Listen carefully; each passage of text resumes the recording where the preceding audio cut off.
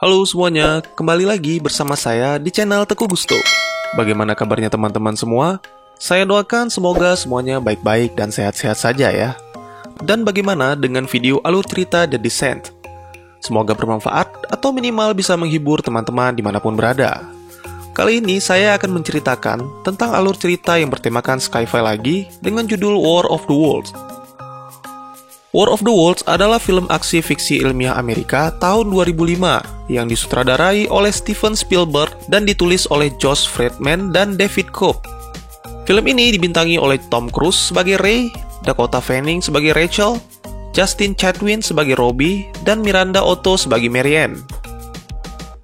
Berpusat pada perjuangan seorang ayah yang harus menjaga anak-anaknya di tengah-tengah serangan alien ke bumi.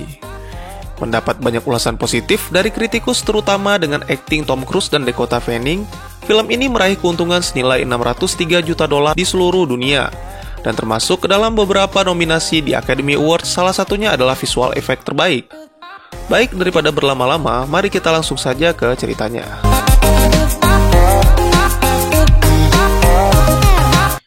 Film dimulai dengan scene yang menceritakan bahwa ada sesuatu yang merasa iri dengan kehidupan manusia di bumi. Mereka memperhatikan dan meneliti manusia seperti orang yang sedang meneliti di mikroskop. Manusia berkembang biak, makan dan minum, serta menikmati hidup dengan cara menjelajahi tempat-tempat indah di bumi. Tanpa disadari, di seberang sana ada kecerdasan yang sangat luas, tak bersahabat, dan memandang dengan tatapan iri. Perlahan tapi pasti, mereka merencanakan invasi. Scene beralih ke Ray, seorang buruh di sebuah dermaga yang sedang mengakhiri shiftnya. Secara terburu-buru, Ray pulang ke rumah karena sudah berjanji dengan mantan istrinya untuk menjaga anak-anaknya yang bernama Robbie dan Rachel. Jadi Ray ini adalah seorang ayah dari 2 orang anak yang telah berpisah dengan istrinya bernama Marianne. Jika saya perhatikan pada dialognya, kemungkinan mereka berpisah karena orang tua Marianne tidak suka dengan kepribadian Ray yang egois dan menyebalkan. 8:30? Did we say that? We said 8 o'clock. 8 o'clock, huh? We'll be back by 9. Dikarenakan Marianne sedang hamil, dia memutuskan untuk berlibur ke rumah orang tuanya di Boston. Maka dari itu, dia menitipkan anak-anaknya kepada Ray. Di sini bisa kita lihat betapa berantakannya rumah Ray. Hal ini sudah cukup untuk menjelaskan ketidakmampuan Ray dalam mengurus dirinya sendiri. I better get this upstairs. Let me get.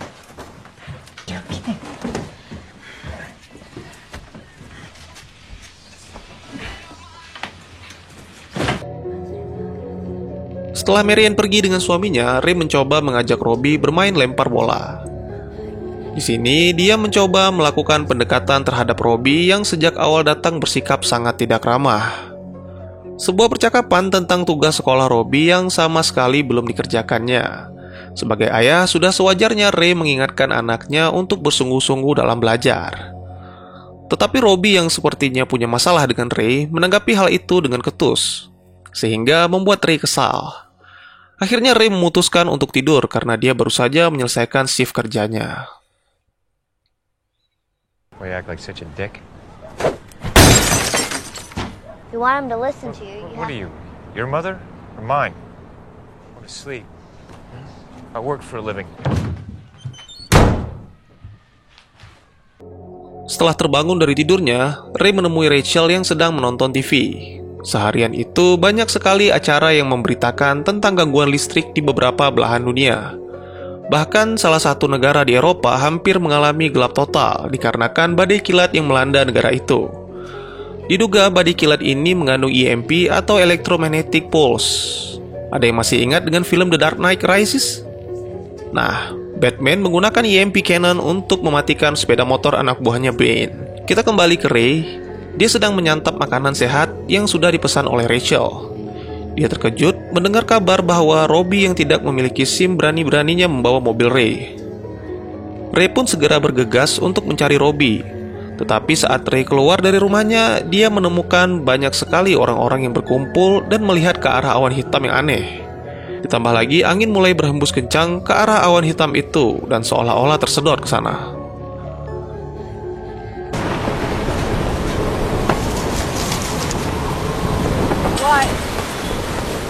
wind is blowing toward the storm. Karena ini sebuah kejadian alam yang sangat langka, Ray mengajak Rachel untuk melihatnya di pekarangan belakang rumah.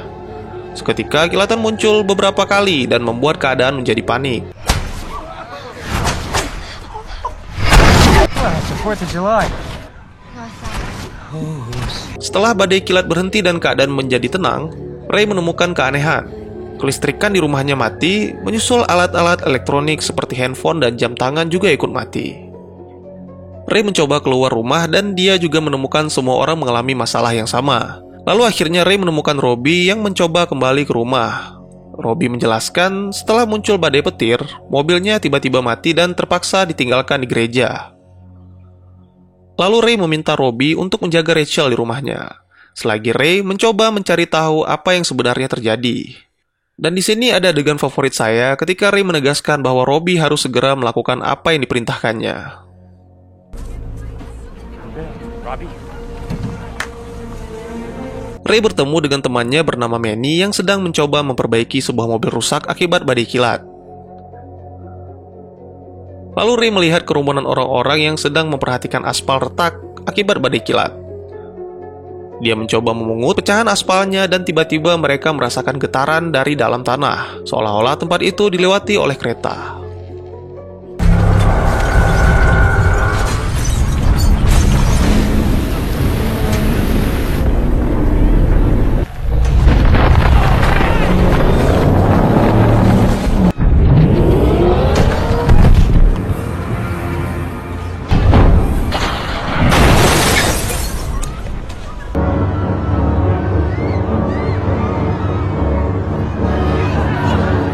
Ternyata dari dalam tanah muncul mesin raksasa yang menyerupai tripod.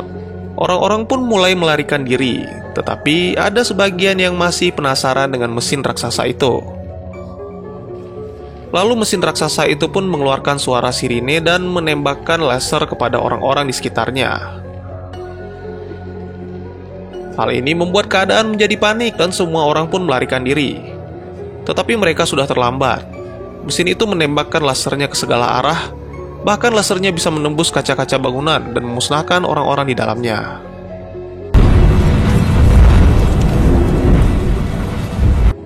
Setibanya Ray di rumah, dia hanya bisa terdiam dan masih tidak percaya dengan apa yang baru saja dialaminya.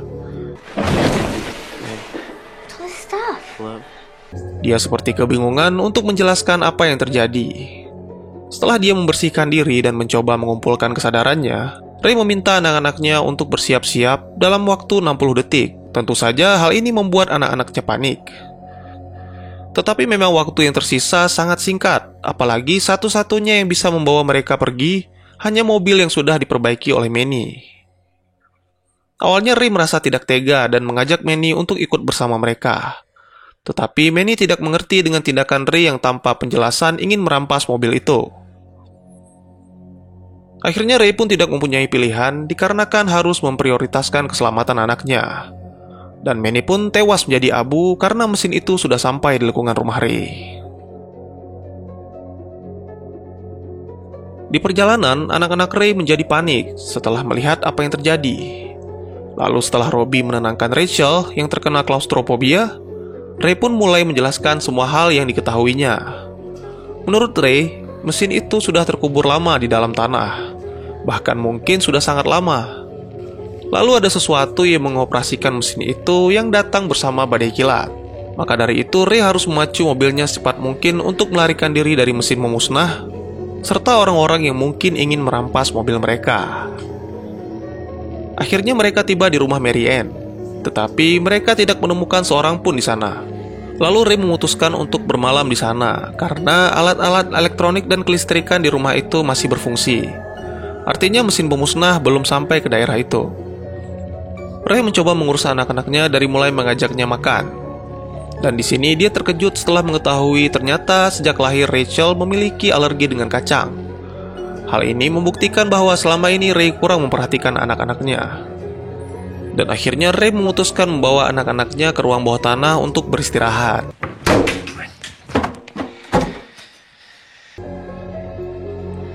Beberapa waktu kemudian setelah mereka tidur, badai kilat kembali muncul dan diikuti suara gemuruh yang membangunkan mereka semua. Semakin lama, suara gemuruh pun semakin terdengar keras.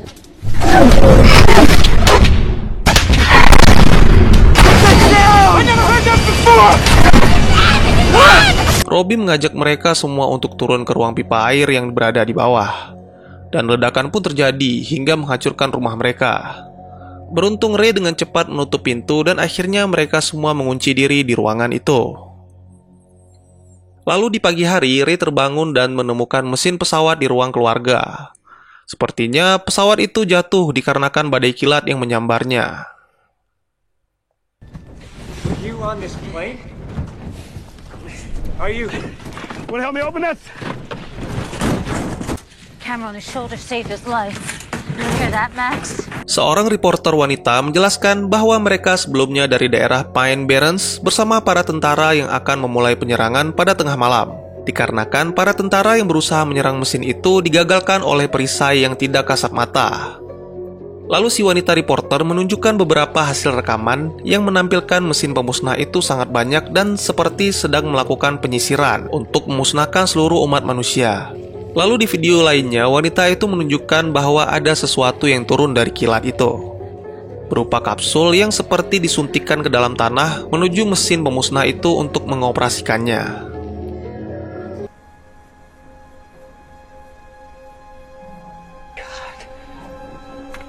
You ain't seen nothing yet. I saw that storm. I was right in the middle of one of those. So that means they must have been buried here a long time ago. Watching the lightning. They come down in capsules, riding the lightning into the ground, into the machines, right? Tiba-tiba terdengar suara sirine dari mesin pemusnah. Para reporter memutuskan untuk pergi dari tempat itu. Ray pun menjemput anaknya untuk membawanya masuk ke dalam mobil. Demi menghindari kepanikan, Ray meminta Rachel untuk fokus hanya memandang wajahnya dan mengabaikan keadaan sekitar. Di perjalanan, Rachel tiba-tiba ingin buang air kecil yang mengharuskan Ray menghentikan perjalanan mereka untuk sementara. Di sini Rachel mengabaikan perintah Ray untuk tidak terlalu jauh mencari lokasi buang air. Dan akibatnya dia melihat mayat-mayat yang mengapung di sungai hasil pembantaian alien yang mengoperasikan mesin pemusnah.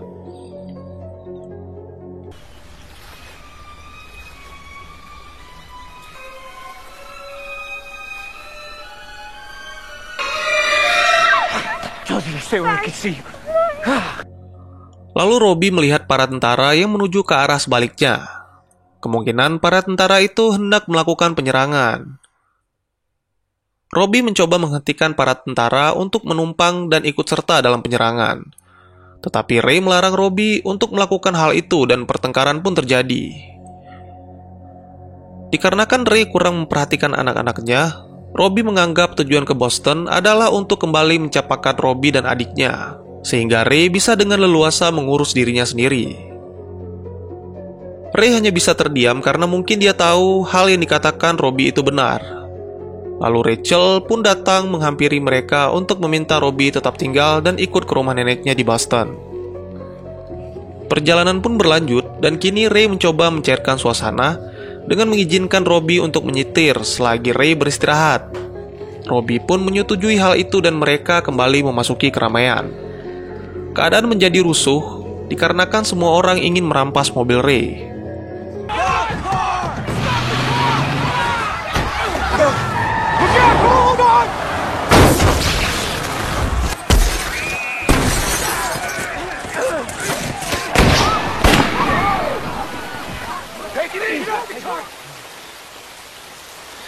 Okay, man, now listen.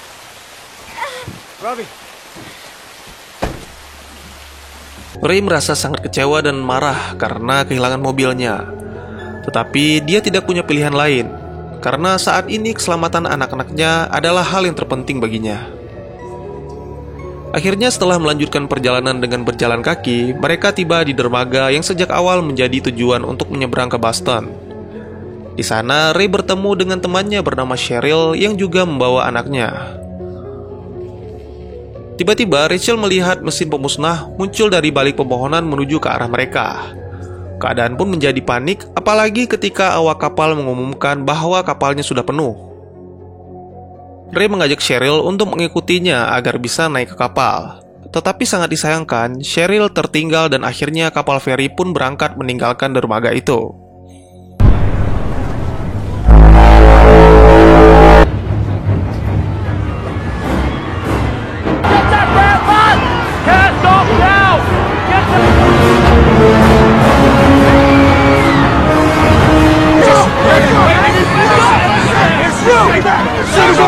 Semua orang-orang yang tertinggal di dermaga pun dimusnahkan. Dan tidak hanya sampai di situ, tiba-tiba mesin pemusnah muncul dari pusaran air dan mendorong kapal hingga terbalik. Beruntung Ray dan anak-anaknya berhasil melarikan diri.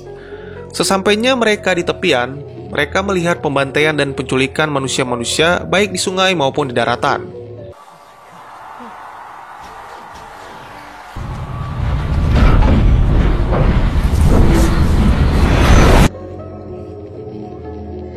Lalu mereka kembali bertemu dengan pasukan militer dan lagi-lagi Robbie ingin ikut serta dalam penyerangan mesin-mesin pemusnah. Walaupun Ray sudah mencoba memohon untuk ikut dengannya demi Rachel, tetapi tekad Robbie sudah bulat. Akhirnya Ray dan Robbie pun berpisah. Sebuah keputusan yang berat bagi seorang ayah untuk merelakan anaknya dalam bahaya.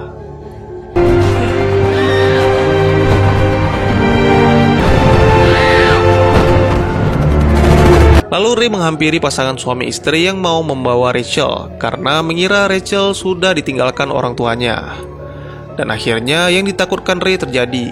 Serangan balik alien membuat ledakan dan menghancurkan seluruh pasukan militer, termasuk Robbie. Dari balik api muncul mesin pemusnah yang menembakkan laser untuk menghabisi sisa-sisa manusia yang masih hidup. Ray pun segera menggendong Rachel dan melarikan diri. Ray tiba di sebuah pemukiman dan di salah satu rumah ada seorang pria yang bermurah hati menawarkan ruang bawah tanahnya sebagai tempat berlindung. Tanpa pikir panjang, Ray langsung menghampiri pria itu karena mesin pemusnah akan terus mengejar kemanapun manusia pergi. Di ruang bawah tanah, Ray mencoba untuk menidurkan Rachel. Dia menemukan sebuah medali di tangan Rachel dan ternyata Rachel mendapatkan juara ketiga dalam sebuah perlombaan. Di sini Ray sangat menyesal karena tidak mengetahui prestasi anak-anaknya. Bahkan dia tidak mengetahui lirik lagu Nina Bobo. Akhirnya dia mencoba menyanyikan lagu lain sebagai pengantar tidur Rachel. Sebuah adegan yang sangat menyentuh. Sekali lagi akting luar biasa dari Tom Cruise. He's gonna meet us. He's so worried about you. And she's in Grandma's kitchen and she's... I'm not bragging, babe, so don't put me down. You don't know what I got. Setelah Rachel tidur, pria bernama Harlan menawarkan minuman kepada Ray. Mereka pun mengobrol tentang hal-hal yang telah hilang dari mereka, baik keluarga maupun harta benda. Harlan menceritakan tentang alien itu dan pembicaraan pun mulai tidak jelas. Sepertinya pria itu terlalu mabuk. Lalu tiba-tiba mereka mendengar suara mesin pemusnah yang ternyata ada di sekitar rumah Harlan. Kemungkinan mesin ini mendeteksi kehidupan di dalam rumah Harlan. Tiba-tiba suara mesin pun berhenti. Lalu sebuah tentakel masuk dan mengintai seluruh ruangan itu.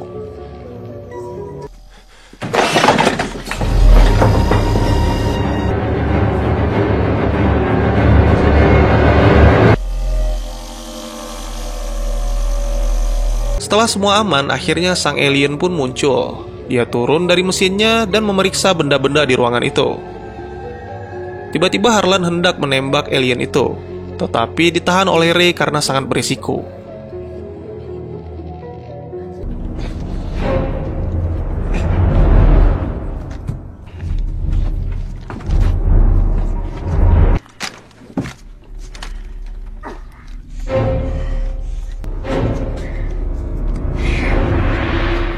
Beberapa waktu kemudian, Ray menemukan akar-akar merah yang menjalar di sekitar ruangan bawah tanah itu. Tiba-tiba Harlan berteriak dan ternyata dia melihat dari mana akar-akar merah itu berasal.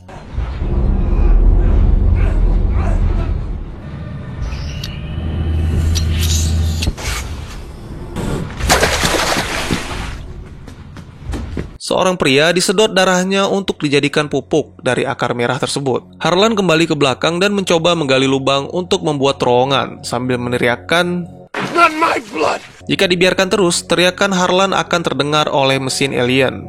dan akan mengancam keselamatan mereka. Usaha Ray pun menenangkan Harlan mengalami kegagalan.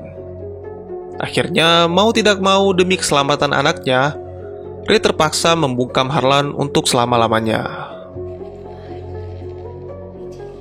Beberapa waktu kemudian mereka pun tertidur, dan tiba-tiba Rachel terbangun melihat tentakel mesin pemusnah tepat di hadapannya. Rachel pun berteriak histeris sehingga membangunkan Ray yang langsung mengambil kapak untuk menghancurkan tentakel tersebut. Dikarenakan panik, Rachel berlari keluar dari rumah itu. Dan ketika Ray menyusulnya, ternyata di luar rumah sudah dipenuhi oleh akar merah. Tiba-tiba mesin pemusnah pun muncul dan berusaha menangkap Ray yang terjebak di dalam mobil. Tetapi mesin itu teralihkan oleh kemunculan Rachel yang membuat sang alien jadi menangkap Rachel dan mengabaikan Ray. Merasa tidak terima karena putrinya tertangkap, Ray pun berusaha mengejar mesin itu. Dia menemukan sepaket sabuk hand grenade dan melemparkan salah satunya ke arah mesin pemusnah. Seperti yang kita ketahui, mesin itu dilengkapi dengan perisai. Tetapi lemparan Ray tidak sia-sia. Minimal dia bisa menarik perhatian mesin itu untuk menangkapnya. Ray ditempatkan di sangkar yang letaknya tepat di bawah mesin itu, dan beruntung dia menemukan anaknya di sana. Rachel terdiam dan sama sekali tidak merespon Ray. Kemungkinan karena kejadian mengerikan yang dialaminya selama 2 hari ini. Tiba-tiba dari lubang yang seperti anus muncul tentakel dan mengambil satu demi satu dari mereka untuk dijadikan pupuk. Kali ini Ray yang terpilih dan dia berusaha membawa serta sabuk grenade-nya dengan maksud meledakkan mesin itu dari dalam. Salah satu dari para sandera yang merupakan anggota militer menyadari hal itu. Dia mengajak para sandera lain untuk menarik Ray keluar setelah sempat masuk ke lubang anus itu selama beberapa detik. Dan akhirnya,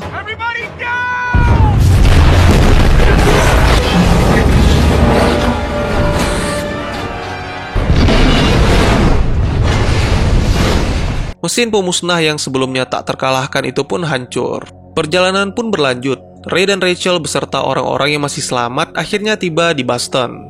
Di sana mereka menemukan mesin-mesin pemusnah itu sudah tidak berfungsi, dan Ray menemukan akar merah yang mengering pada sebuah monumen patung. Setelah mencoba mengumpulkan beberapa informasi dari para tentara, Ray melihat mesin pemusnah yang masih bergerak, tetapi tidak ada seorang pun dari mereka yang menyadari bahwa beberapa ekor burung hinggap di atas mesin itu, yang menandakan perisainya sudah tidak aktif.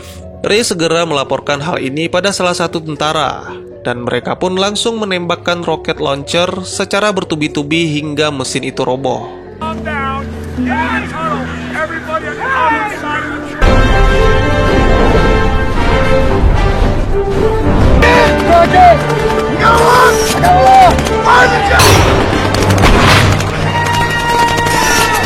Lalu para tentara mencoba mendekati mesin dan pintu kokpit pun terbuka. Mereka menemukan alien yang mengoperasikan mesin itu mengering tanpa sebab yang jelas.